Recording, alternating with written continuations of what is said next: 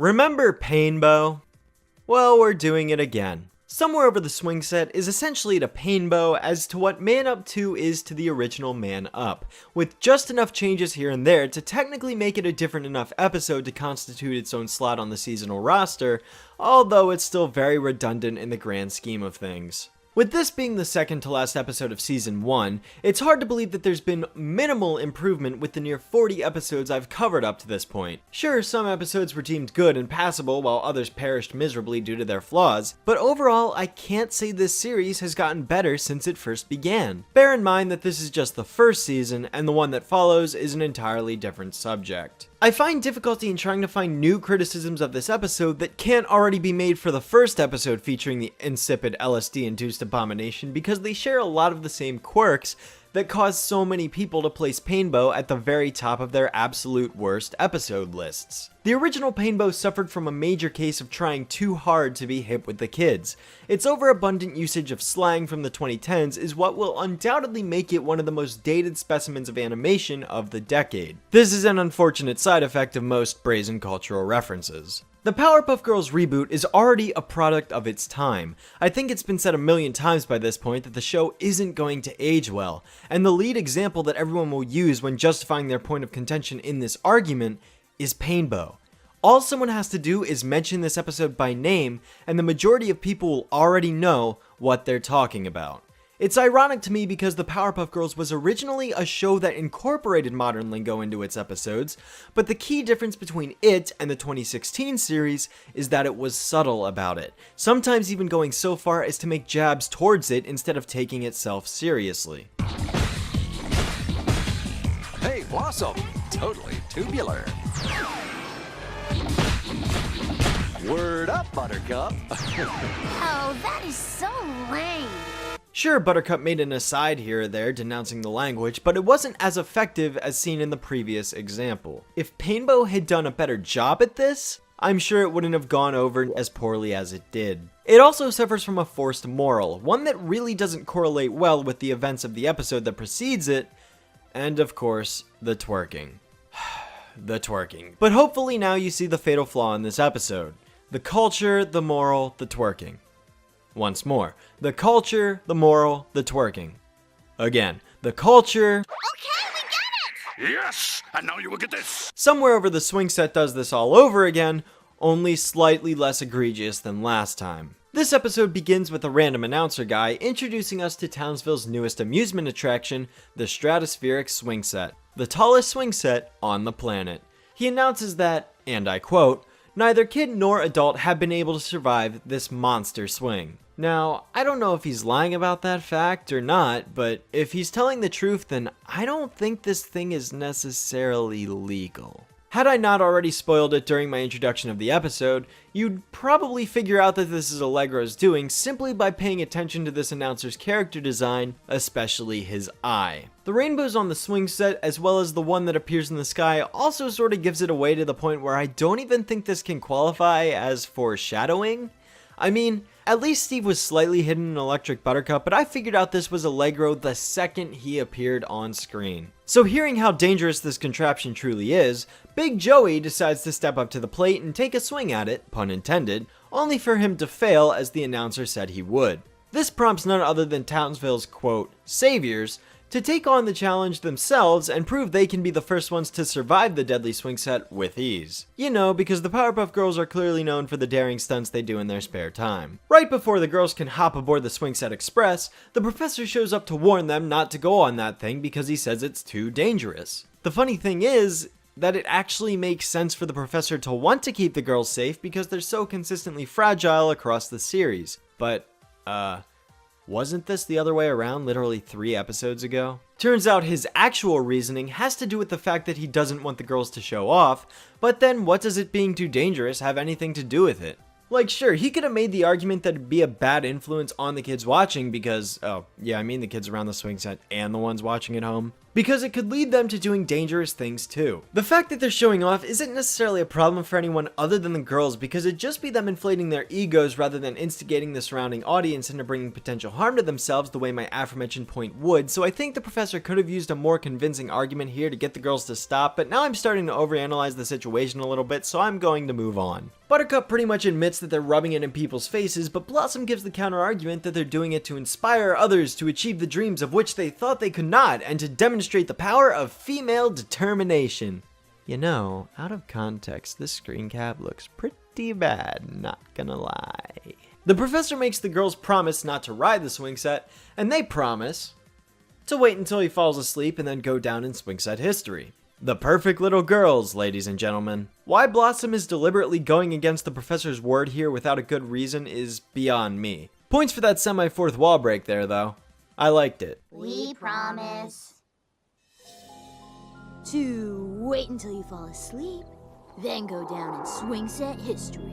Gotta hand it to you, Buttercup. Very sneaky to not finish that sentence till just now. Anyways, the girls shot out a massive group text during the hours that they were waiting for the professor to go to bed, and all the kids in town show up to watch the girls take on the daring stunt. They throw on their gear and get into position, proceeding to swing all the way up for the ride of their life. Yeah, because what is physics anyways? The girls swing back and forth, gaining height with each oscillation as they pass by, until they get enough momentum via their flight abilities to carry them up and over the top bar. I mean, in this reboot's defense, this is pretty relatable to most kids because, let's be honest here, who didn't want to hop on a swing and get all the way over the bar when they were younger, right? Sucks to say my dreams were crushed when I learned it was physically impossible a few years ago. Bubbles manages to catch a glimpse of bitch-face Utonium while they're on their way up, but the trio ends up hitting the apex of the swing and disappearing in a burst of white light before they can do anything about it. They wake up in their own home, assuming that they fell off the swing the previous night and that the professor had gathered them up and taken them home. Here's one thing I would have done differently.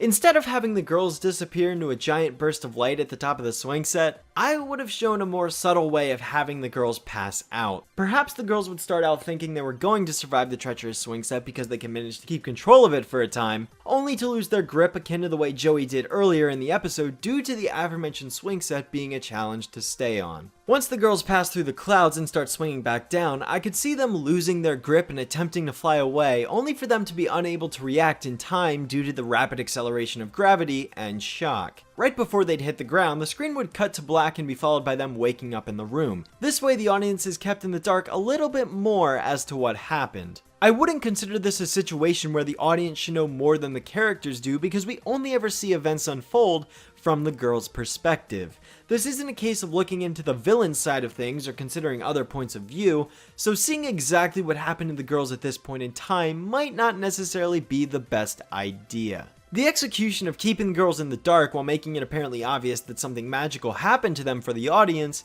defeats the entire idea of having a big reveal in this episode. The climax ultimately has minimal effect on the viewers because we've already had a major detail given away to us, and when you figure out what's going on before it happens, it makes the revelation all the more lackluster. The explanation for how the girls got there would simply be that they still passed through a portal when they went through the sky, thus sticking with Allegro's theme involving the clouds, as well as keeping it subtle enough that the audience wouldn't know that they were transported to a different dimension until later. Further on in the episode, Allegro would explain to them that by passing through the clouds on the swing set, they entered the parallel dimension, which would explain how they got there in the first place. But hey, that's just one possibility. The girls think they're going to be in a heap of trouble until the professor bursts into the room to wake them up in the morning in the friendliest way you can imagine. He basically tells them that the girls wowed everyone with the daring stunt they pulled while saying things that the normal professor wouldn't really say, and proceeds to leave them to themselves almost as quickly as he showed up. I'm going Christmas shopping for my sweet little girls. It's June. I know. I guess he's trying a new parenting technique. Yeesh, what is this, a Dan Schneider show?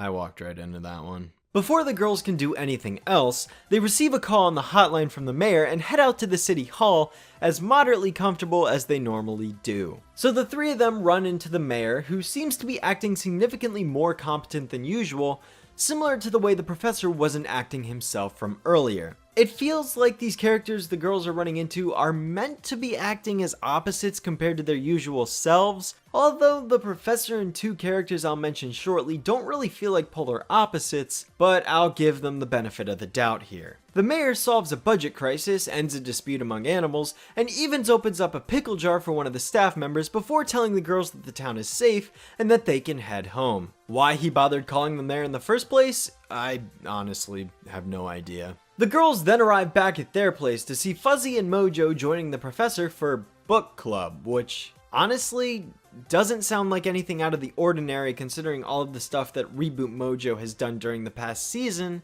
And Fuzzy, well, he's only showed up in this series one other time, so how are we really supposed to know anything about him if he's never around? This is what I meant by it not feeling like these characters could be their polar opposites. How would we know Fuzzy isn't acting like himself if we don't know what he regularly acts like? And Mojo acts like this more than he does as a supervillain, so for all we know, this scenario right here is entirely normal. The girls fly up to their bathroom where they hear the professor crying and see him on the other side of the mirror. Blossom comes to the conclusion that they need to get back to the Swingset so that they can return to their own dimension. The three of them rush outside to escape as fast as they can, only to run into a giant mob of everyone waiting for them outside their door in an oddly similar looking situation that was also seen in the episode Tough Love from the classic series. I think you see where I'm going with this. Yep, Allegro descends from the sky above to reveal himself to the girls and explain what his plan was all along.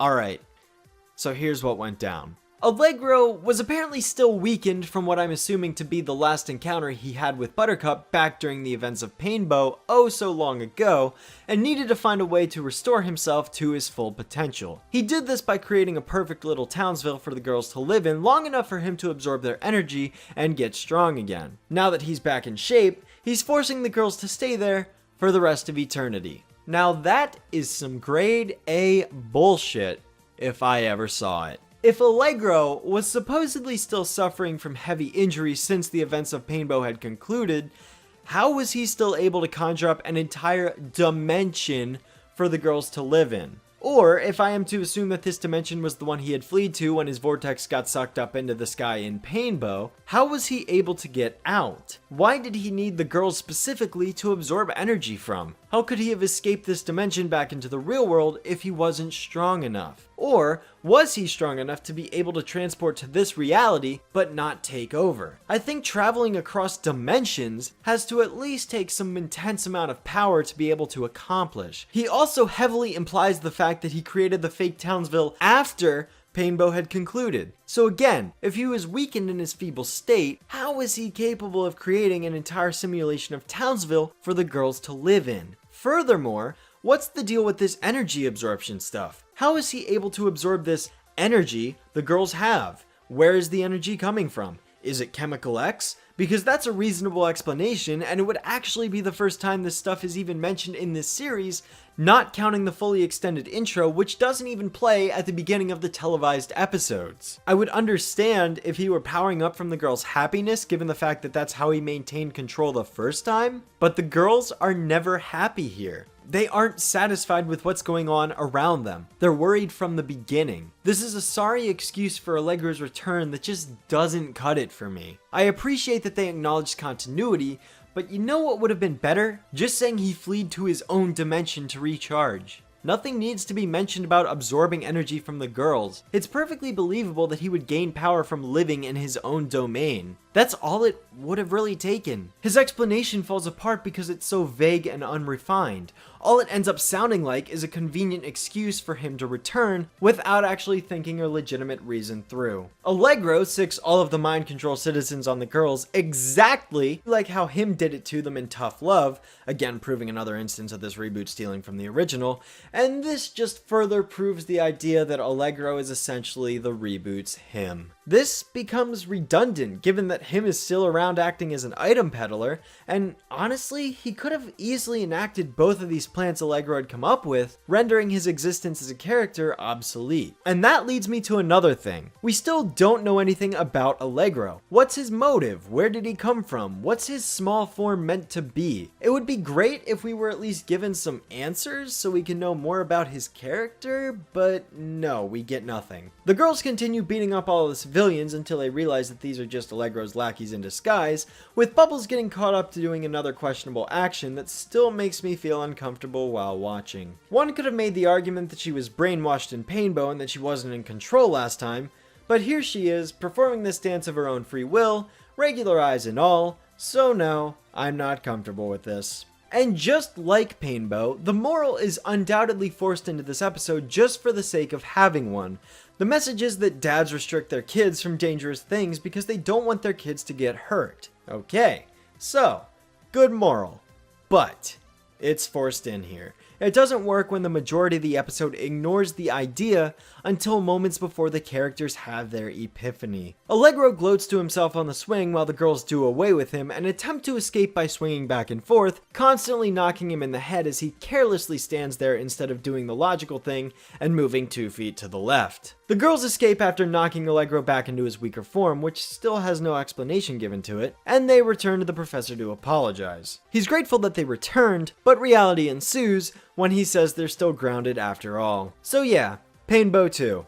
Not as bad as the first time through, but still abhorrently written if you ask me. Allegro's character needs some major work done to it, and the 3 primary factors that led to the first episode's downfall were once again at play here. The culture showed up with the party vibes, although there wasn't nearly as much distracting dialogue at the very least. The moral was once again forced into the episode just for the sake of having one, and the twerking made a brief appearance that was enough to put a bad taste in my mouth. I appreciate this episode for having some nods to minor points of continuity here and there, and again, the idea of kids playing on the swing set is widely relatable to people of all ages, so it was a good concept there. But overall, this episode is very, very weak. I do not recommend this one at all.